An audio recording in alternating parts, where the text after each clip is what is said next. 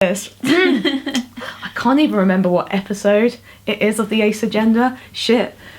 So enjoy this admin editing, Eleanor. Episode 7. So we are now episode 8. Cheers. This is longer running than I think Tea Talk. So hello. This is the Ace Agenda, where I talk about all things grey-asexual and asexual that come into my life through my identity as a grey, asexual, hetero-romantic woman. Cis-het woman. 'Cause, yeah. I'm here with my friend Zoe. Hello! Do you want to introduce yourself with all your labels and preferred pronouns? There's a lot, brace yourselves.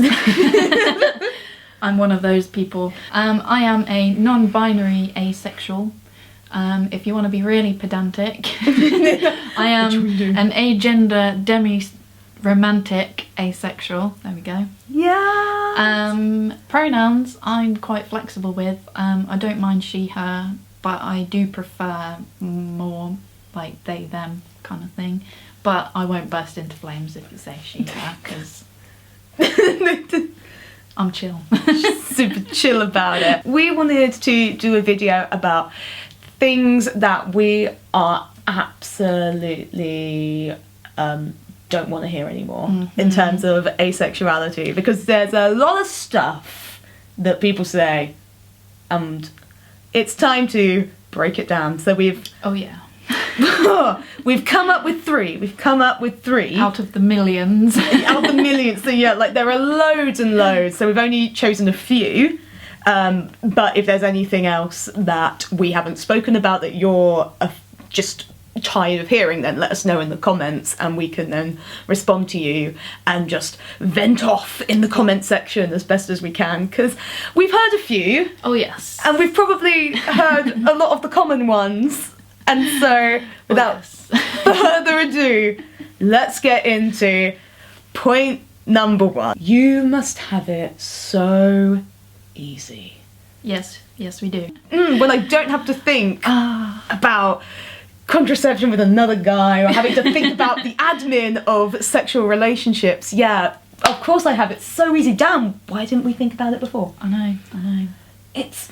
Do you know, really, we're all just very lazy people. We can't be asked. I suppose the one that I'm tired about is that it really, I suppose, could eradicate like sex-positive asexuals or people who are like demisexual or grey-asexual, which I am, because then it just assumes that there's not a spectrum. Yeah. I don't know how you feel about it. I feel like when they say you must have it so easy, they're kind of overlooking the struggle behind realising you're asexual. It's not a very well-known sexuality on the spectrum of human sexuality. I kind of feel like because of that, people don't realise how difficult it is to actually come to terms with the fact that you are asexual.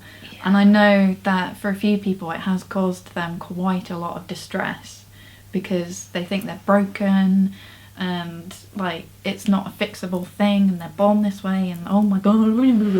Yeah, it's suddenly, I find that it you have to unpick everything about sex that you learnt in school, and I don't know, you come to this conclusion you have to reteach yourself, basically. You reteach yourself about your sexuality, and like, so when people say, oh, you must have it so easy, it's like a dismissal. Yeah. Like, yeah, it kind of invalidates your struggle as well. Some people may say it out of the kindness to be like, well, look on the plus side, but sometimes it doesn't translate as that, and so just have a think before you tell us about, you know, oh, you must have it hella easy, hella beautifully easy. Number 2, there are too many labels.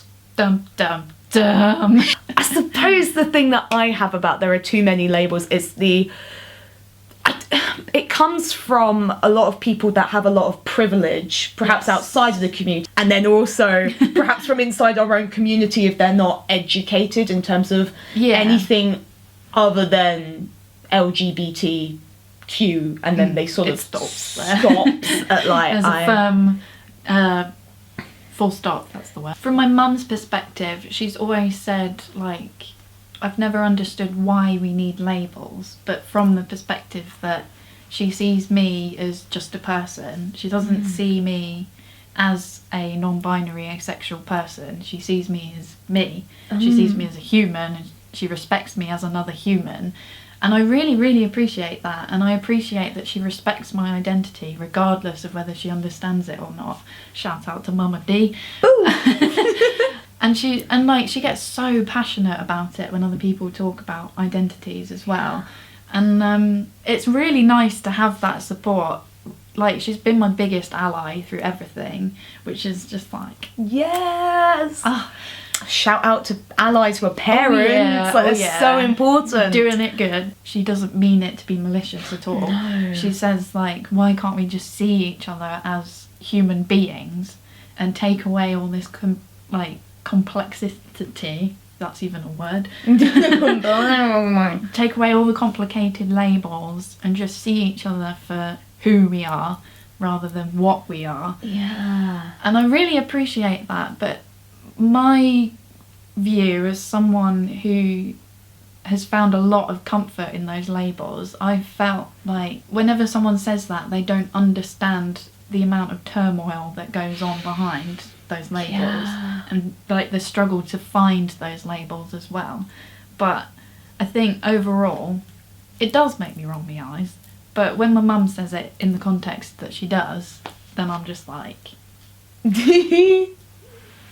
yes, Mama D. It was something we talked about off camera, like the turmoil and the inner struggle of like the Ace-Spec person, and how by saying there are too many labels, then it's another dismissal of, you know, I've been on this journey of like learning about myself and my identity, and not only is coming out like external, but it's internal for yourself. So you don't know by saying that, like perhaps the internal damage that you've done to me. Please, if you are in a privileged position inside the community or like outside the community, it's not very helpful to state that there are way too many labels, because those labels at the moment in time and in society are really important for us to use and tell people about. And the last one, ding, I can fix that.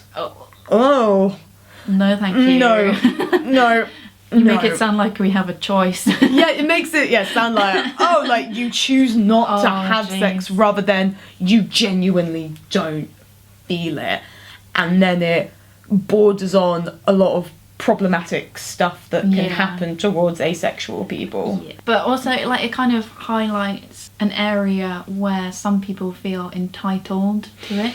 Yeah. So when you turn them down and say, bish, nah, they get all prickly about it. It's almost like they set themselves a challenge to convert the asexual as well. Oh, yeah. And it's just like, I'm gonna win the ace. I'm not some sort of like camera setting where you can just be like, doot, turn the ISO up, like. There's no switch, like, trust me. No. It's like, I don't like it. I don't know, I've been in fortunate positions where I've never had to face this, like I've not really had to take it, but for others that have, it's like borderline creepy and horrible. It's very creepy to experience, that's for sure. Because you have. Like at Freshers Week, I appreciate people asking questions out of curiosity. That's absolutely fine. I don't want people to feel like they can't approach me if they have questions. However, there's a line you don't cross. And sometimes people don't really know when they've crossed the line. Yeah. And I've had a lot of like explicit questions, and it's just been like people seem to make it their business, and it's just like, stop.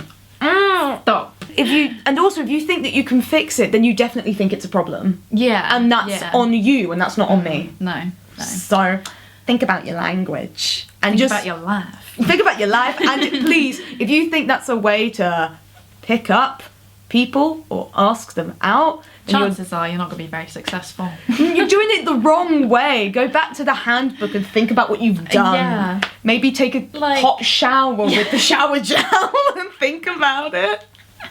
So, in summary, to all of these points, just please don't ask them in general. Yeah. Just This is sort of like our PSA to be like, please Yeah. don't. Don't subject us to that anxiety. So I hope that you enjoyed the video and that you found this very interesting or it helped you in some way. I will link everything in Zoe's little social media life. I will put it in the description bar below so that you can follow them and check them out. If you liked this, give it a thumbs up, because then it lets me and Zoe know that you really like us and that you want to see more videos. Maybe with Zoe, because this is the first person I've had on Ace Agenda. Hey. That isn't me. Ace! And if you want to, like we said before, if there's anything that you want to say or anything that we missed that you're tired of hearing as an Ace-Spec person, then let us know in the comments below and we'll be down there answering and venting about anything that we're just tired of hearing. And if you want to see more of my face and maybe Zoe's face, then you can click subscribe and you can follow along with us on this wonderful channel and journey. And I hope to see you next week. Until then, bye! Bye!